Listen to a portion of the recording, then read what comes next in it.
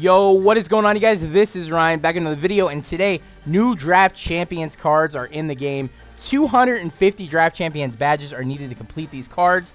Just going over these briefly before we get into some gameplay. We got a 97 overall Wes Welker here, followed by a 96 overall Jimmy Graham. Pretty good tight end card right there. 6'7" with 90 speed and 95 catching. I mean, there are better tight ends out there, but this is really close to being one of the best ones in the game. Very good player right there for sure.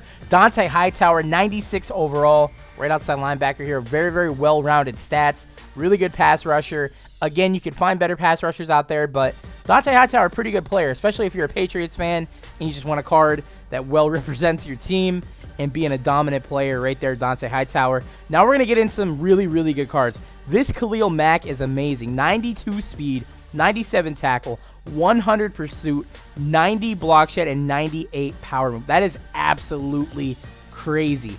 That might be the best right end card in the game. Maybe best pass rusher in the game. Very good card. And last but not least, we have a 96 overall Jamaal Charles. A lot of people may have remembered me saying that Marshall Faulk is the best running back in the game, and it's going to be extremely hard to ever match him or be better than him. But this Jamaal Charles not only has one of the best abilities to be just a running back with the speed, but he also has the ability to catch the ball out of the backfield. Really good route running, really good catching and catching traffic. He's on par, if not better than Marshall Faulk. He also has the ability to break a 99-yard run at any point in the game. That card's probably the best card out of the bunch. If I was you guys and I had 250 draft champions badges, I'd be getting myself a Jamaal Charles or Khalil Mack, either or, but I'd probably go with Jamaal Charles. You're probably going to be able to sell that bad boy for like 700 to a mil, 700K, not 700 coins, but yeah, we're going to go ahead and transition into some gameplay now. A lot of you might notice that I'm kind of coming off my, sickness that I had. My voice is still kind of a little messed up, but I'm going to try to choke out this commentary for the gameplay. I'm not really sure how I'm going to hold up, but hopefully, we can get through it, and here we go. And here we are in the Super Bowl game. Of course, I'm rocking the Tennessee Titans uniforms, and that's going to be a main, topic right now. A lot of people have been wondering my thoughts and opinions so far on the Demarco Murray trade, how the Titans are doing in the offseason, and, what are my, thoughts on, what their future looks like and stuff like that. So I will get into that momentarily. I felt like this could be a video where I could, discuss a little bit about that and why I am a Titans fan. So I get a lot of people all the time saying, Ryan, why are you a Titans fan? You don't even live in Tennessee. Why are you a Titans fan?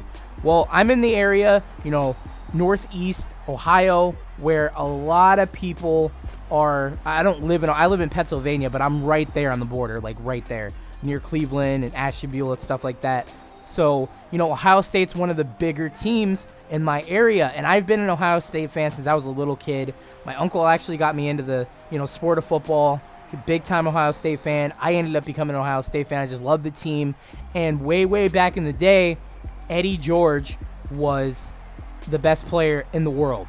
Eddie George was amazing on the Ohio State Buckeyes. And just that love of the Ohio State Buckeyes, the love of that team, the sport, everything about that. I didn't have an NFL team. I grew up in a family where there was a lot of Dallas Cowboys fans because my family on my mom's side was from Texas. My dad was a Buccaneers fan. I don't know why he was a Buccaneers fan. I still to this day, I don't know why. I guess he was just a Warren Sapp fan.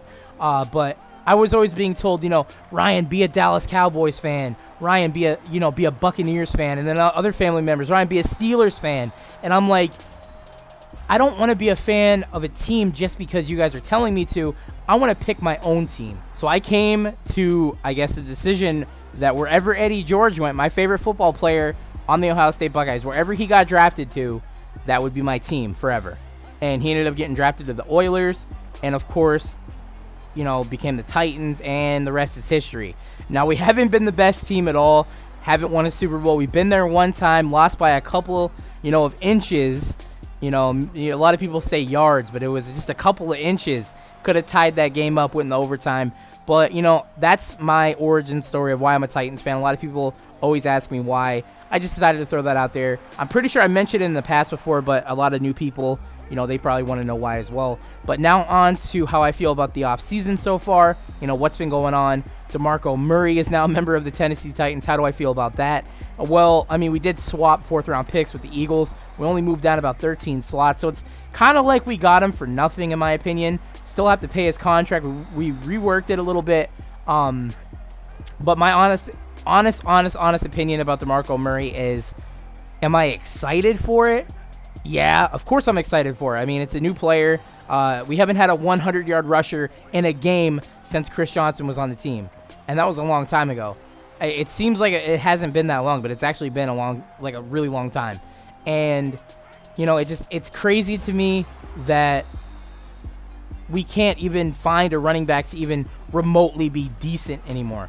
Like, we've gone through Bishop Sankey, which in my opinion is a bust.